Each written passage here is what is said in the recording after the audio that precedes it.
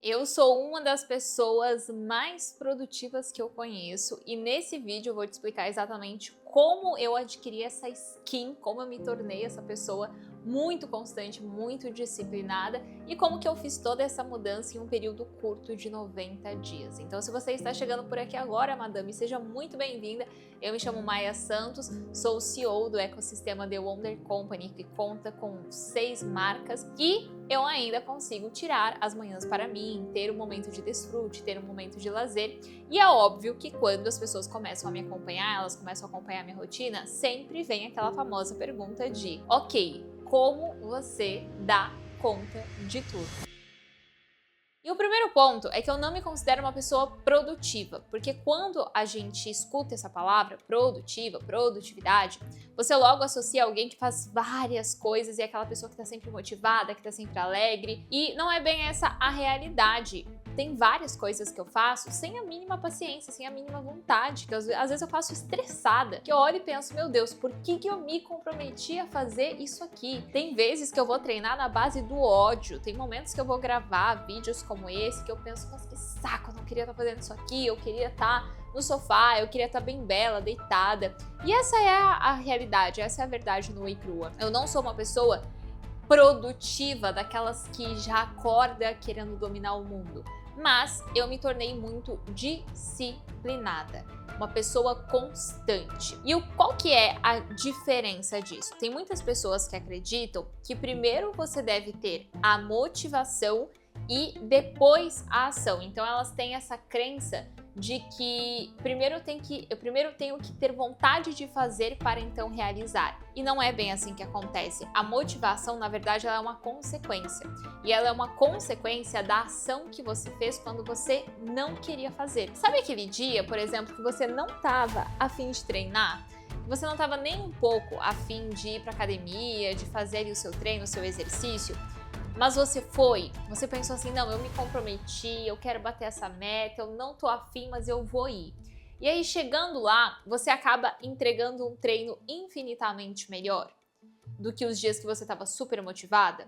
Mesmo que você não estivesse afim, mesmo que você não estivesse com vontade, você foi lá, fez, entregou e deu muito bom. Isso é a motivação que veio depois da ação. E olha que contraintuitivo. Nos dias que você faz, quando você menos quer fazer, são os dias que geralmente você vai ter o maior pico de motivação. Isso é totalmente contraintuitivo porque a maioria das pessoas acredita que é o inverso, que eu tenho que ter a vontade de fazer para então fazer. Só que na realidade, essa vontade, essa felicidade, essa realização vai ser infinitamente maior quando você faz algo justamente no dia que você não quer fazer. Tem uma autora que eu gosto muito e que sempre que eu monto os roteiros aqui dos vídeos, eu gosto de trazer ela como exemplo, que é a Mel Robbins. Ela fala muito disso, que se você espera sentir vontade, você sempre vai ser refém do seu humor.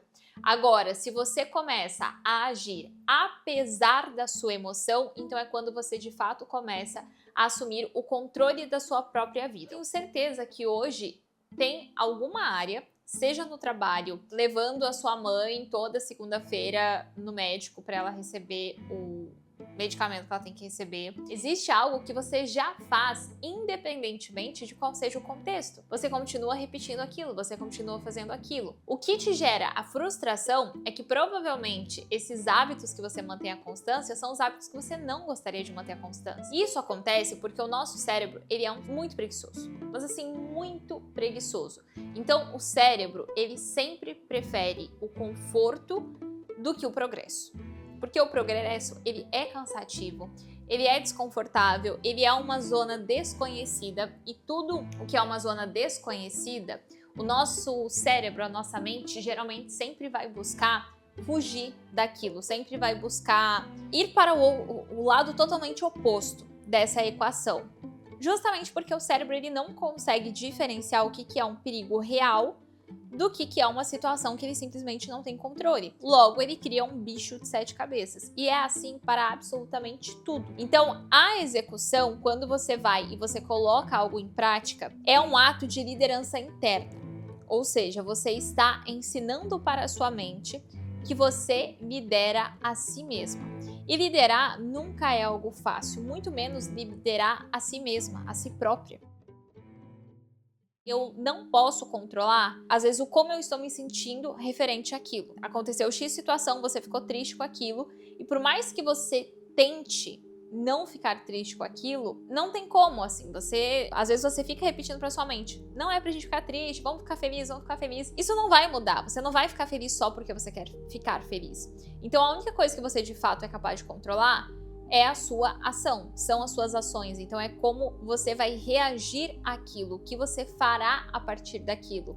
Porque uma virtude não é necessariamente você se sentir sempre bem ou na zona de conforto. É, acima de tudo, você agir corretamente, você fazer o que precisa ser feito. Quando eu entendi isso, foi o momento que eu parei de negociar comigo mesma. Que esse era um dos principais erros que eu cometia. Porque imagina que existem como se existissem duas vozes internas dentro de você. Aí nós temos a voz ambiciosa e a gente tem a voz megera, vamos chamar assim. A voz ambiciosa é aquela voz geralmente racional, é aquela voz que ela tem um desejo, que ela sabe o que ela quer, que ela tem muita clareza do que ela quer.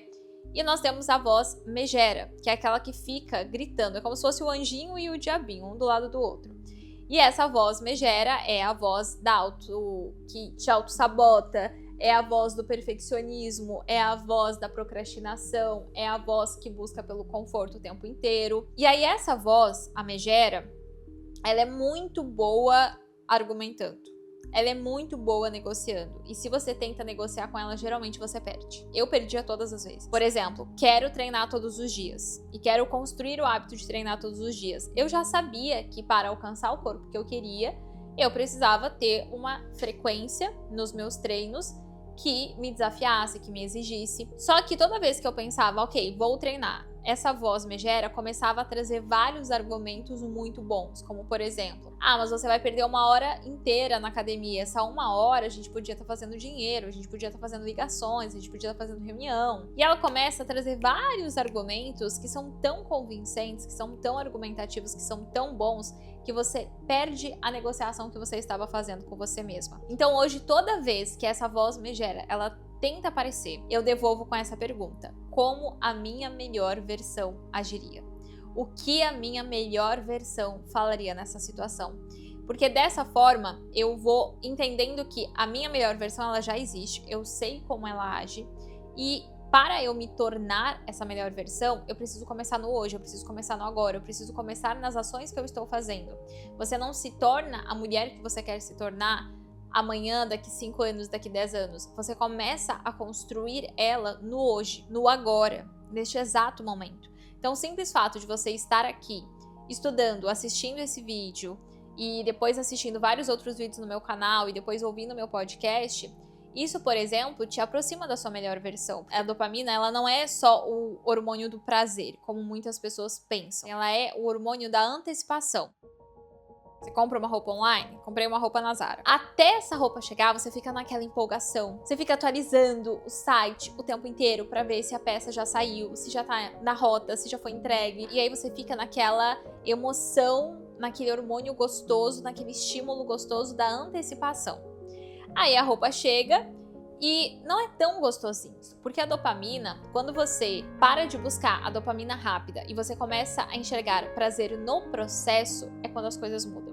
Pode perceber que a maioria dos arrependimentos é de quem, eu deveria ter começado antes, agora já não é o momento, agora já não tem espaço, agora o digital já tá saturado. Pensa nas pessoas que começaram no YouTube quando ele estava lá no começo, no auge de 2016, por exemplo. Hoje você olha para essas pessoas e você pensa, nossa, por que eu não comecei junto com elas? Se eu tivesse iniciado no mesmo período que elas iniciaram, na pandemia, olha quantas pessoas começaram a criar conteúdo, quantas pessoas começaram a vender infoprodutos na pandemia. E aí você olha para essas pessoas e você pensa, poxa, se eu tivesse começado naquela época, eu teria aproveitado o boom, eu teria aproveitado o melhor momento. Agora, quando você tem um excesso de estímulo, você tem menos capacidade de agir. O que isso significa? Que se você vive à base de estímulo de dopamina barata, você não vai conseguir enxergar esse mesmo prazer no processo, porque o processo ele é lento, o processo é demorado, o processo é difícil. Maia, como que eu rompo esse ciclo? se colocando propositalmente em desconforto. E às vezes esse desconforto ele vai começar pequeno. Às vezes é você escolher tomar um banho gelado ao invés de um banho quente. Às vezes é você correr um pouco mais rápido do que você corria. Às vezes é você se comprometer a não pegar o celular assim que acorda. Então, nesses 90 dias, eu basicamente reduzi essas recompensas instantâneas. Eu, de fato, busquei o que me gera mais desconforto e fui atrás disso, comecei a fazer isso. Condicionei o meu cérebro a agir sem o estímulo. Então, mesmo quando eu estava cansada, eu falava, ok, eu tô cansada, mas 1% que eu fizer aqui é melhor do que nada. Uma página que eu ler hoje é melhor do que nada. Um story que eu postar hoje é melhor do que nada. 10 minutos que eu for na academia é melhor do que nada. E eu fui entendendo que a gente vai construindo um hábito, principalmente um hábito que é desconfortável, com base no quanto a gente repete aquilo e o quanto a gente faz mesmo quando a gente não quer fazer. Então eu parei de viver dopada de conforto, dopada de coisas fáceis e comecei a viver orientada por execução e direcionamento. Execução de eu vou fazer, independentemente de como eu estiver me sentindo, e direcionamento de ter a clareza do que eu queria fazer. E algo que me auxiliou muito, que eu até mencionei no começo desse vídeo, foi fazer compromissos. Hoje existem 3 níveis de compromisso. O compromisso mais fraco é o compromisso que você faz com você mesma, infelizmente. Por quê? Porque é muito fácil você mentir pra você mesma. Então, quando você fala, eu vou fazer, eu vou acordar, eu vou conseguir, mas o seu cérebro, ele responde com, acho que não, porque eu já te conheço e eu sei que você vai procrastinar. O segundo tipo de compromisso é o compromisso com um amigo, com uma pessoa próxima ou com um mentor. Quando você se compromete com terceiros, quando você se compromete com outras pessoas. Isso faz com que você, de fato, cumpra mais do que o compromisso que você estipula com você mesma. Por quê? Porque você não quer falhar. Por isso que muitas vezes é extremamente intencional e estratégico você começar a academia com uma amiga, você participar de um clube de corrida, você participar de um clube de negócios, de uma comunidade de empreendedoras, porque isso te força a acompanhar o ambiente. Você não está mais tentando sozinha, você tem o estímulo de outras pessoas. E o terceiro, último e mais forte compromisso é o compromisso público. Então é quando você publicamente, nas suas redes sociais, nos seus pontos de contato, você associa um compromisso à sua imagem. Por quê? Vou dar um exemplo. Eu fiz um compromisso público de que esse ano eu quero correr uma meia maratona. Não importa o que aconteça, eu vou dar um jeito de fazer isso acontecer, disso se concretizar. Por quê?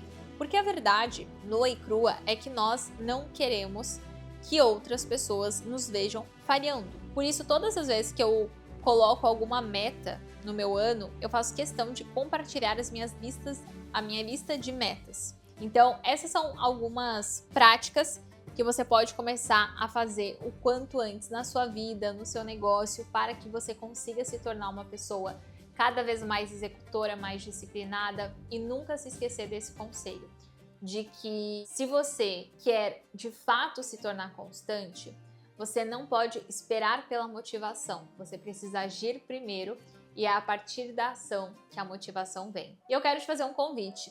Esse tipo de conteúdo, onde eu falo mais sobre mentalidade, onde eu trago aspectos que não são só sobre negócios, posicionamento, criação de conteúdo, como são os demais conteúdos que eu trago aqui nesse canal, eu costumo compartilhar muito no meu podcast. Então, se você não conhece ainda o podcast Ponta Solta, é um podcast onde a gente fala, sim, sobre negócios, mas a gente fala muito sobre vida, sobre maternidade, sobre tudo o que está ligado a você ser mulher. Porque a gente sabe que, principalmente quando você é mulher e você empreende, é um processo muito solitário, as pessoas não entendem como é você viver conforme as suas próprias ambições. Então eu criei um podcast para compartilhar um pouco sobre isso e eu gostaria muito que você conhecesse, que você se desse a permissão de conhecê-lo. Eu vou deixar na descrição desse vídeo. E se você ainda não estava inscrita no canal, fica aqui o convite para você se inscrever e a gente se vê no próximo vídeo.